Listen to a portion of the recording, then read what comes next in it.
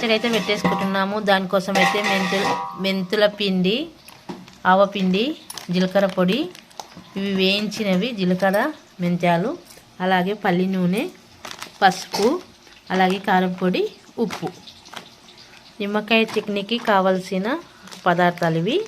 Already నేను నిమ్మకాయలను కడిగి ఉప్పు పసుపు వేసి ఊరేసిన వాటిని అయితే పోపు ఎలా పెట్టుకోవాలనో ఊరిన దాన్ని వాటి కోసం అయితే ఇవి సిద్ధంగా రెడీ చేసుకున్నాను.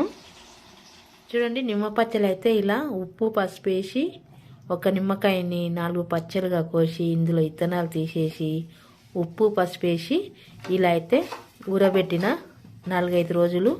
ఇప్పుడు వీటిని అయితే పోపు అయితే వేసేసుకుందాము. అలాగే టేస్ట్ మాత్రం సూపర్గా ఉంటుంది. చూడండి, ఇలా నిమ్మకాయ మెత్తబడిపోయింది. వీటిని అయితే పోసేసేసుకుంటున్నా. అందుకోసము నూనెని ఆల్రెడీ నేను ఇలా పల్లి నూనె తీసుకొని అందులో జీలకర్ర ఆవాలు, మెంతులు, ఎల్లిపాయలు, కొంచెం అల్లం వెల్లుల్లి పేస్ట్ వేసి ఇలా పోపు అయితే రెడీ చేసుకున్నాను. తర్వాత ఇందులోకి ఉప్పు, కారం, మెంతిపిండి, ఆవాల పిండి, జీలకర్ర పొడి, టేస్ట్కి తగ్గట్టు ఉప్పు. ఇందులో ఆల్రెడీ ఉప్పు వేసినాం. సరిపోకుంటే ఇంకొంచెం ఉప్పు వేసుకొని వీటిని అయితే రెడీ చేసేసుకుందాం. ఇప్పుడు సీజన్లో పెట్టుకునేవలసిన పచ్చళ్ళు ఇవి. నిమ్మకాయ పచ్చడి, ఉసిరికాయ పచ్చడి మేమైతే ఇలా పెట్టేసుకుంటున్నాం ముందుగానే. ఎండాకాలంలో తినడానికి సూపర్గా ఉంటుంది ఈ పచ్చళ్ళు అయితే. వేడివేడి అన్నంలో చల్లగా తింటే. చూడండి, ఇప్పుడు ఇందులోకి అయితే జీలకర్ర పొడి, మెంతం పొడి, అలాగే కొంచెం ఆవ పొడి, కారం పొడి,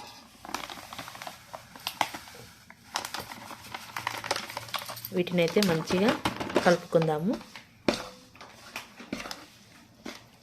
ఉప్పు మాత్రం నిమ్మ పచ్చడి వేసిన తర్వాత వేసేసుకుందాము. ఇప్పుడు ఇలా మొత్తం కలిసిపోయింది కదా. ఇందులో అయితే ఊరపెట్టిన నిమ్మ పచ్చళ్ళని అయితే వేసేసుకుందాం. చూడండి, ఇప్పుడు ఊరబెట్టిన నిమ్మ పచ్చళ్ళు అయితే ఇలా వేసుకుంటున్నాం. మొత్తం వేసి కలుపుకుందాం. ఇలా మొత్తం అయితే ఇలా కలుపుకుందాము నిమ్మ పచ్చడిని.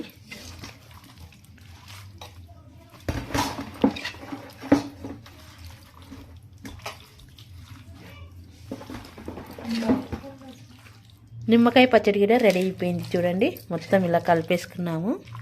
మంచిగా ముక్కకు ఇలా మసాలా పట్టేటట్టు. తర్వాత దీన్ని అయితే ఒక ప్లాస్టిక్ డబ్బాలకైతే పెట్టేసుకుందాము. చూడండి, గాజు సీసా అయితే ఇంత చికెన్ అయితే మనము పెట్టుకోలేము. చిన్న సీసాలు అయితే అందులో చిన్న కొంచెం అయితే పెట్టుకోవచ్చు.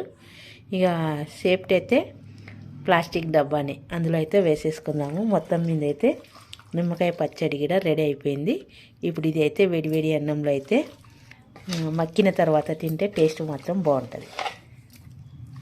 ఎండాకాలంలో ఈ పచ్చళ్ళు తింటే ఒంటికి చాలా సలవ చేస్తుంది. చూడండి ఎంత బాగుందో, నోరు ఊరిపోతుంది చూస్తానే.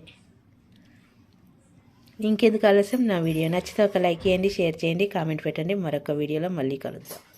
ఈ పచ్చడి 2-3 రోజులు ఊరిన తర్వాత ఉప్పు టేస్ట్ చూసి ఇక మనమైతే డైరెక్ట్గా అన్నంలోకి తినేయడము. చూడండి, మరి నా వీడియో మీకు నచ్చితే ఒక లైక్ చేయండి, షేర్ చేయండి, మరి కామెంట్ పెట్టండి. మరి నా వీడియో నచ్చకపోయినా కామెంట్ పెట్టండి. మీరు అలా పెడితేనే నా వీడియో ఎలా ఉందనేది నాకు తెలుస్తుంది. మరొక వీడియోలో అయితే టేస్టీ ఫుడ్తో మళ్ళీ కలుద్దాం.